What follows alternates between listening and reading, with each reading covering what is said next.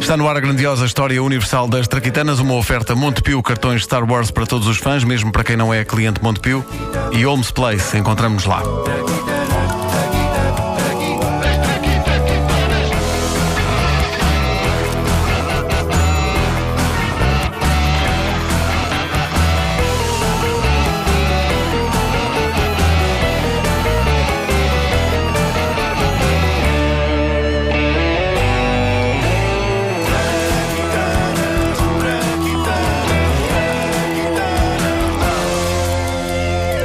Ao longo da história, várias foram as tentativas feitas por muitos, valentes ou simplesmente inconscientes, para fazer voar maquinetas. Traquitanas mais pesadas que o ar, contrariando a lógica das coisas, tentando trocar as voltas a essa por vezes maçadora traquitana inventada pela mãe natureza, chamada gravidade.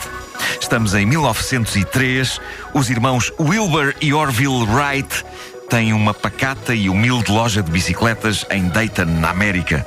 No entanto, os seus sonhos estão muito acima das duas rodas e dos dois pedais. Os irmãos Wright sonham em voar.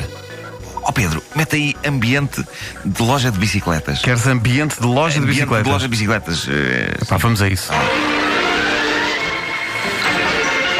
Tá bom. Não é? Perfeito. Dizia eu que, na sua loja de bicicletas, os irmãos Wright sonham em voar.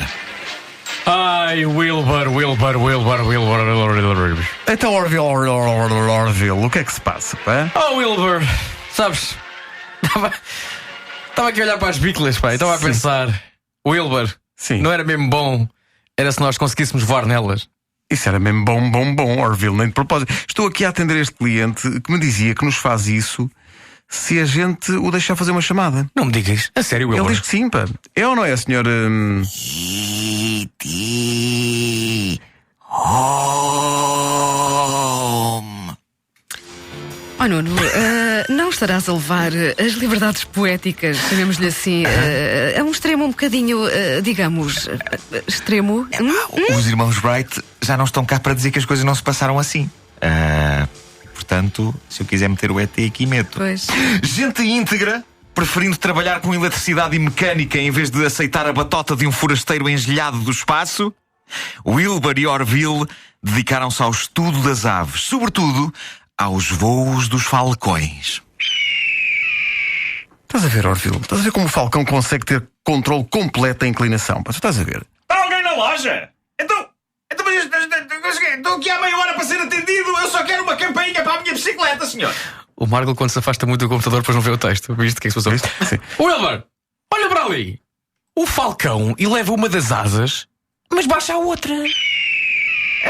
Então o senhor está à janela a ver passarada em vez de atender a clientela? Exijo o livro de reclamações. O livro de reclamações? Livro de Nós não temos cá isso, pá, nem sabemos o que é isso, pá. Livro de reclamações. Sei eu que sou o inventor do livro de reclamações. Posso já vender-vos um? Está aqui.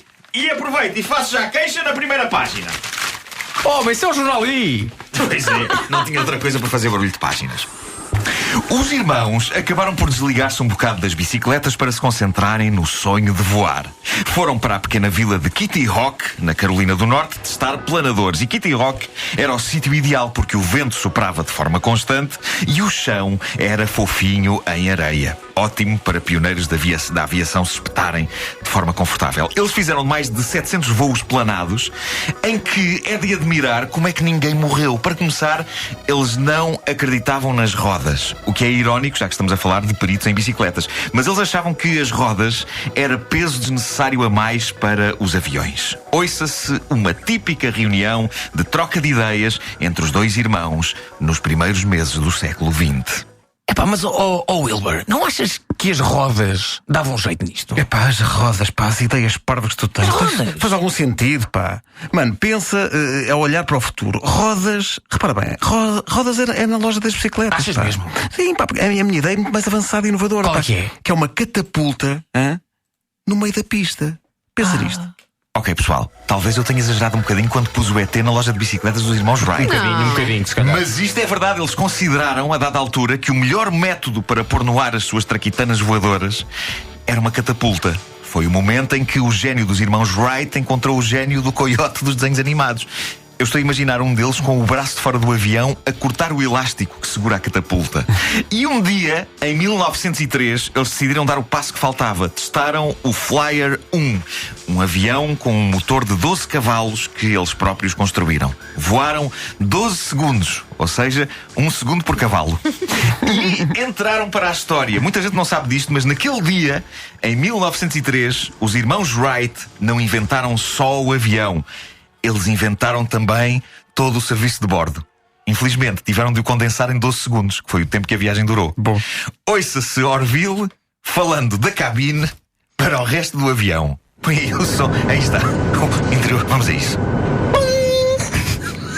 Ladies and gentlemen, this is the captain speaking. Bem-vindos em nome da equipa do Capitão Orville Wright. A vossa atenção para a demonstração que as nossas assistentes vão fazer para o caso de uma emergency. Se o avião cair, levantem os braços e gritem. If the plane falls down, just put the arms around your screams. Não há mais nada a fazer. Ao meio-dia está-se a vida uma refeição leve, light meal. E aterramos. Acabamos de aterrar. Esperemos que voltem em breve. Queremos ver-vos de novo em breve a bordo dos nossos aviões. We have to see Spain again in our planes. Thank you and goodbye. Parece-me que este capitão é também um pouco tarado. Perfeito. Era um capitão assim um bocadinho. Foi mesmo assim que aconteceu com os irmãos Wright.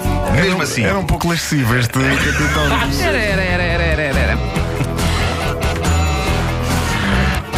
Então, mas também não percebo outra coisa. Eles não queriam voar com 2 rodas porque era muito pesado, mas com 12 cavalos voaram. Já viste? É muito mais peso, não é? É verdade. Também se fossem póneis. Pois é, era. Se fossem póneis, era mais levezinho. E falaste na cidade de Kitty Hawk, Kitty Hawk. cidade muito perto de uma cidade onde se canta muito, que é Cara Hawk. Sim. Rádio Comercial.